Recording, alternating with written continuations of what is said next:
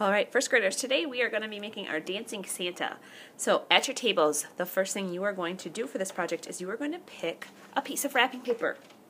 Once you have that piece of wrapping paper picked, flip it over, and you will need to start by tracing the tracers with a pencil. So I have a couple of tricks for you to save some time. You are going to need one large triangle for the body.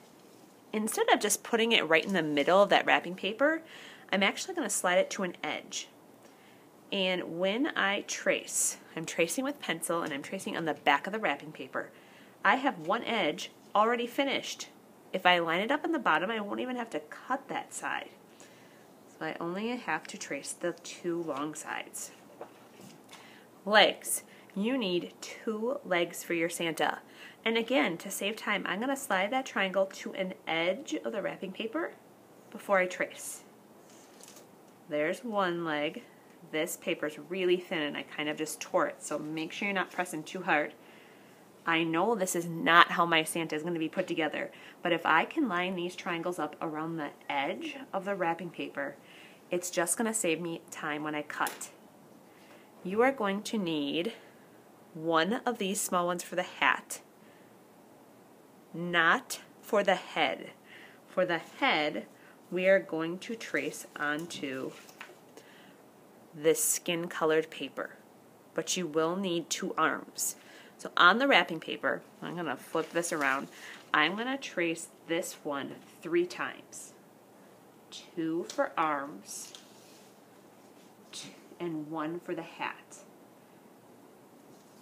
My last trace is going to be on that skin colored paper. We would not want Santa's head to be the wrapping paper color. Santa's head is going to be the different color. After you have those traced, you can cut them out. So to save time, I have cut these out, so I am ready to start to put Santa together. At this time, Mrs. Cleary will have made her way around the room, and you will have picked out your large sheet of construction paper. So I am going to create this vertical. That means long, up and down. I do not want Santa's legs to be off the paper. So I'm just going to kind of start by gluing the biggest triangle in the middle of that paper. So you will need your glue bottle. You're gluing on that back side that doesn't have a pattern. And I am not putting much glue on. This paper is very thin, so I don't want it to gush out. Big one is going to go in the middle.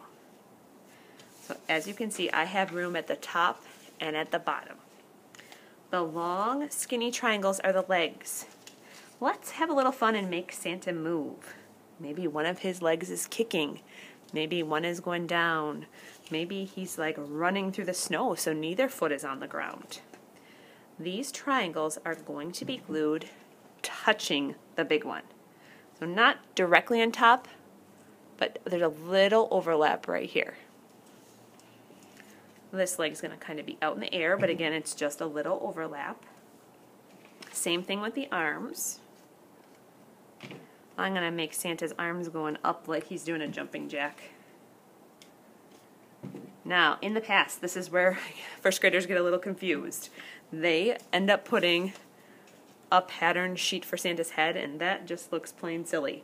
So again, my triangle is pointing up. So for all the triangles at the top are pointing up, just Santa's legs are pointing down. The last triangle is going to go on the top for his head. Or his hat, sorry. If you want to tilt it, you can, or if you want it straight up and down, whatever you prefer. There's Santa's body. I'm going to use that black marker for just 2 dot eyes. The red markers, you might have to look to another table, is going to be for his nose. And then you are going to get a total of 3 cotton balls today. And you are going to have to spread them apart.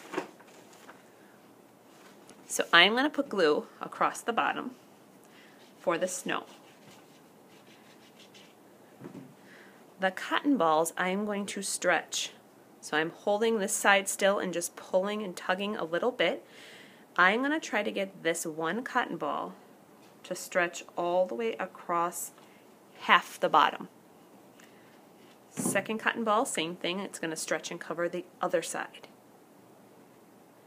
Your third cotton ball will be for the top of Santa's hat, a little dot, the bottom of Santa's hat, and then at the bottom of his head for his beard. You might not even use this whole cotton ball. So I take a little pinch for the top, a little bit more for the bottom of his hat, and then if you want to use the entire rest of it for the beard, you can. The last step when you have your Santa put together is to come to Mrs. Cleary's table to do the printing of the snowflakes. You'll see cups of white and you'll see cardboard.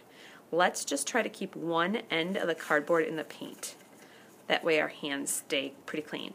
So I am dipping this into the paint, and now I am going to print snowflakes. So that means I'm just pressing the cardboard on the paper, and I'm going to make an X. If you want to add a few more lines, you can do that to make it look like a star snowflake. I'm on to my second snowflake, and I have only put the cardboard in the paint once.